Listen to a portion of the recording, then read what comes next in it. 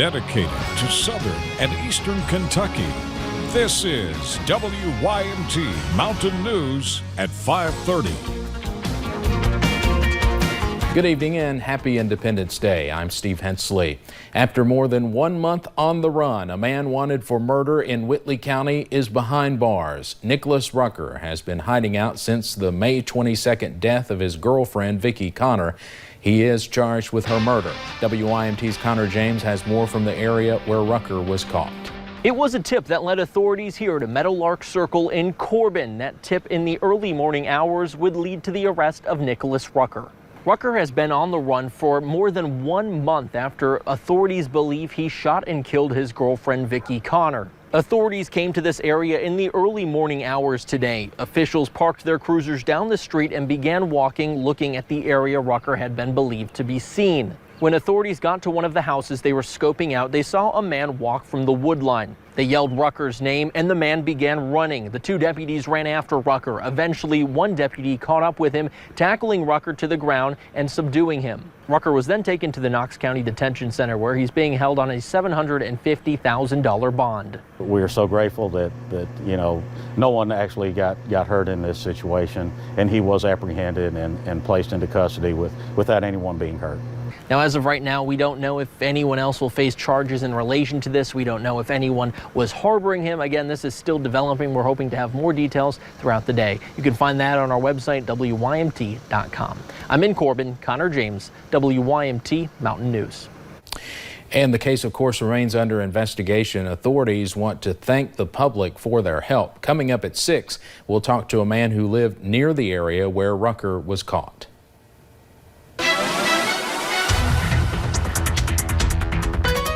Well, it's been a beautiful 4th of July for some, others not so much. We've been dealing with those scattered showers and storms throughout the day. You'll notice National Weather Service started out with plenty of sunshine, saw a storm or two move through that area, but now they're seeing that sunshine once again. So they are just those pop-up showers and storms at times. As we go ahead and take a look at radar, you could see most of us are pretty dry, but areas along I-75, you guys are getting in on some of that rain. We'll go ahead and zoom in down to especially to parts of Whitley County, just moving out of Williamsburg.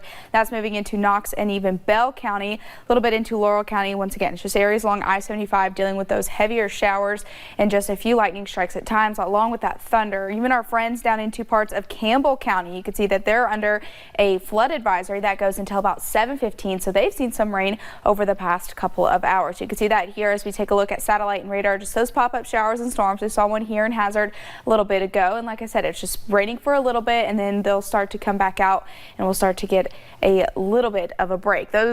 We're looking at those temperatures down into the lower 70s, those mid to upper 80s though. As we take a look over into that, I'm actually going to take you guys out of this. Looks like we just got a severe thunderstorm warning. Let's go ahead and try to pull that up on pinpoint for you guys. This looks like it is for parts of Campbell and Whitley County, so really that same area that we were just keeping an eye on. So you can see that here into parts of Campbell County, even into Whitley County. It's actually just now starting to pop up here on our graphics. Literally just came in moments ago. So this is until about 7:45. It's kind of hard to see that, but you can see it's on that line. Jellicoe's in that. So it's for Campbell County, Whitley County. That goes until 5:45 this evening. So these showers and storms definitely could be on the strong to severe side at times. Steve, we'll have more of an update coming up in just a little bit.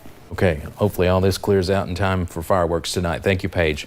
Today marks 6 months since Savannah Spurlock was last seen. The Madison County mother was last seen on January 4th.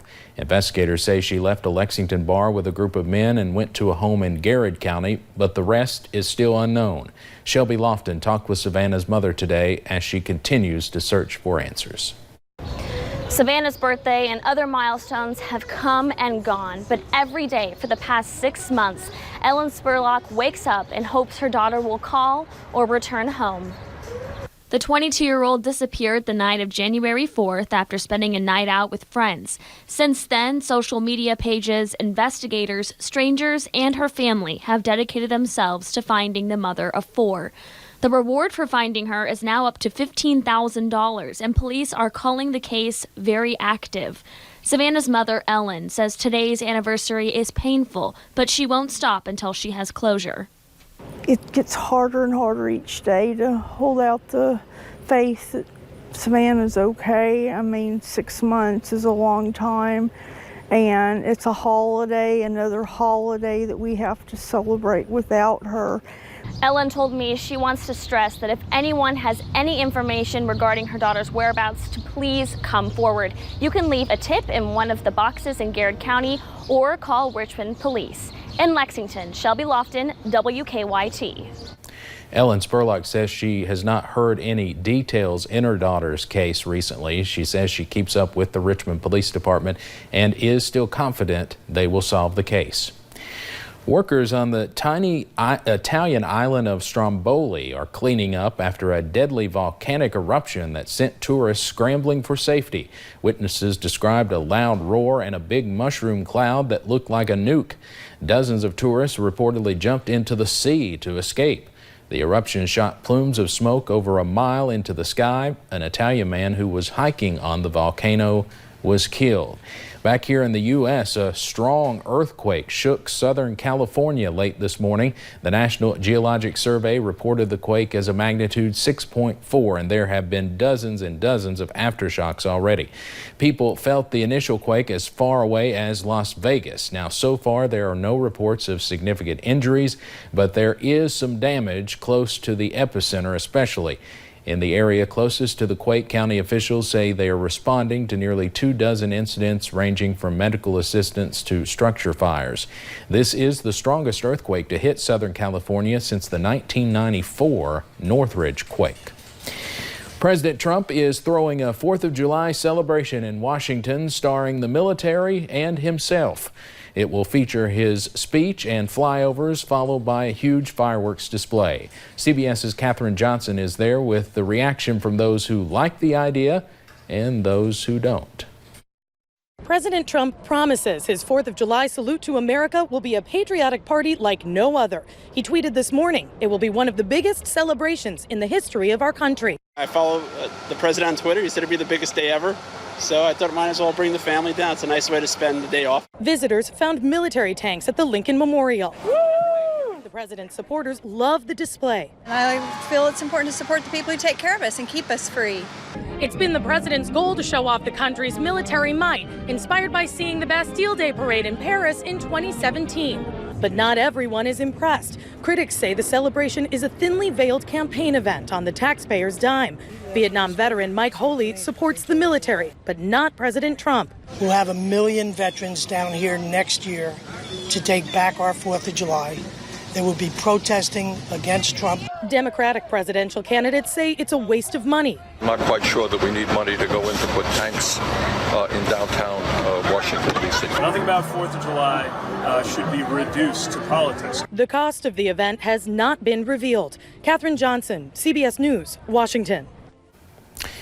Well, also today, of course, this is a 4th of July tradition. Joey Jaws Chestnut proved once again that he is top dog at the annual Nathan's Famous Hot Dog Eating Contest. Chestnut came just 3 short of his own record. He scarfed down 71 hot dogs in 10 minutes and crushed the competition to win his 12th mustard belt.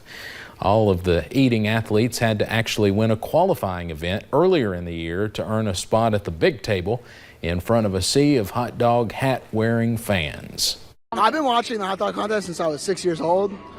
To make this pilgrimage to come is a huge moment for me emotionally. In the women's division, Miku Sudo won her 6th consecutive title with 31 hot dogs and buns. Last year, she devoured 37. Coming up on Mountain News at 5:30, we are halfway through the year, which means it's time to make sure you are getting the best bang for your buck, and we'll have some simple steps you could take to save big. And we're keeping a close eye on those pop-up showers and storms at areas along I-75 and even that severe thunderstorm warning down into parts of Whitley and Campbell County down in Tennessee. I'll have a look at that full forecast coming up in just a few short minutes.